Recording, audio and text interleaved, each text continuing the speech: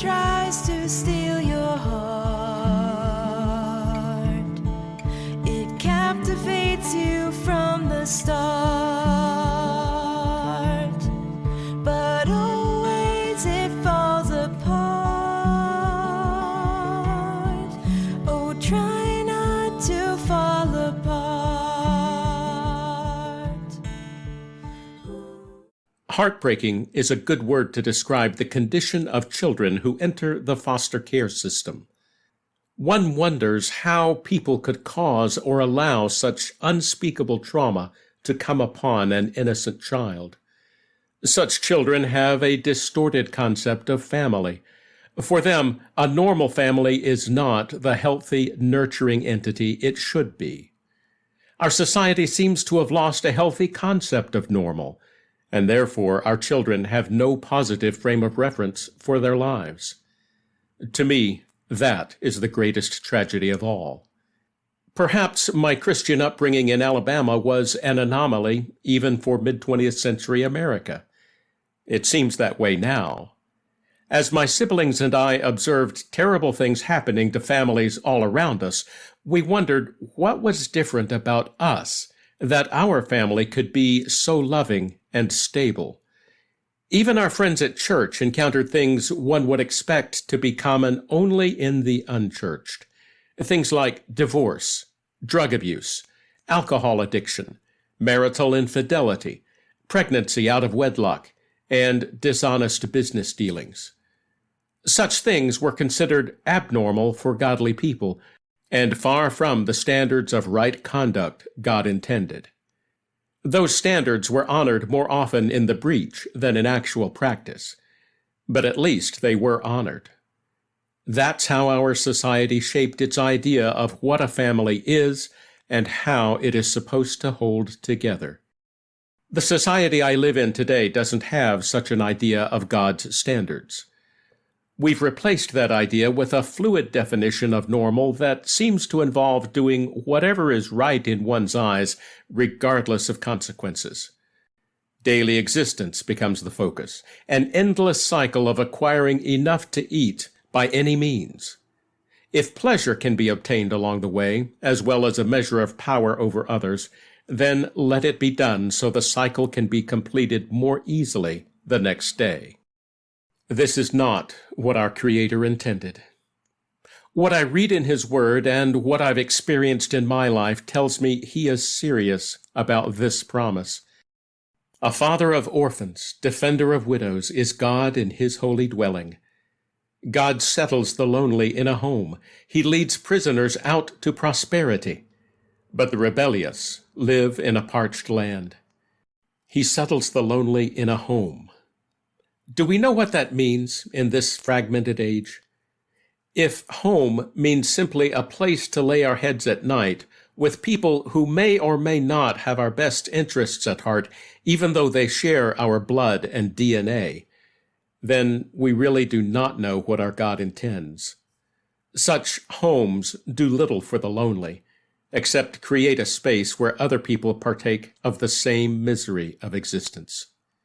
For all our technological sophistication, it seems we have gained nothing over peoples whose traditional values and social structures remain somewhat intact.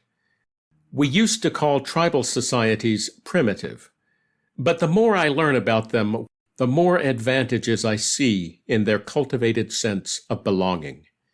For them, home is more like the Hebrew word the psalmist used, beit, which means house. God settles the lonely, the solitary, the outcast, the dispossessed, the forgotten, the broken, the worthless, the expendable, in the house He established. That would be the house of Israel, the redemptive sanctuary our Redeemer created to bring refugees from the nations into His enduring kingdom. That's why He made His new covenant with the house of Israel and sealed it with the blood of His Messiah. Of course, our adversary would rather we remain isolated, fragmented, and lonely, so we never learn our true worth and resist his deadly schemes. He has pursued that objective throughout history through his disciples like Egypt's Pharaoh. Perhaps the real reason Pharaoh felt threatened by the Hebrew family of Jacob was not because they outnumbered the Egyptians, but because their close-knit social structure made them virtually invincible. Moreover, the Hebrew family welcomed outsiders, providing a place for those who had nowhere else to go.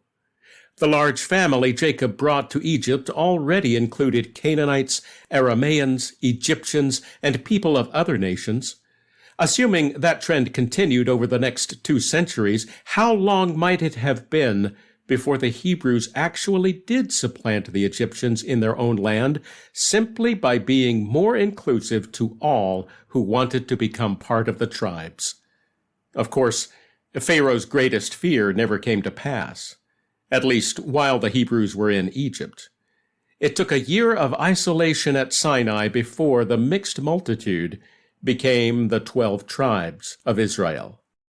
We assume that everyone who walked out of Egypt with Moses was an Israelite. They may have ended up as Israelites, but it was in fact a mixed multitude who joined in the Exodus with the Hebrews. Those people had no tribal identity and no attachment to Jacob's family. They all surely wondered what the world was coming to and how to survive when the plagues began. The wise soon caught on. Even if they had no attachment to the Hebrews before, they saw the Hebrews' God prove himself powerful to judge and to save, and they voted with their feet to align with him. He responded by bringing them all into the house and settling them among the tribes. Does this ancient biblical story have any application to Christians in the 21st century? Maybe more than we know. We have been organizing ourselves into tribes for centuries.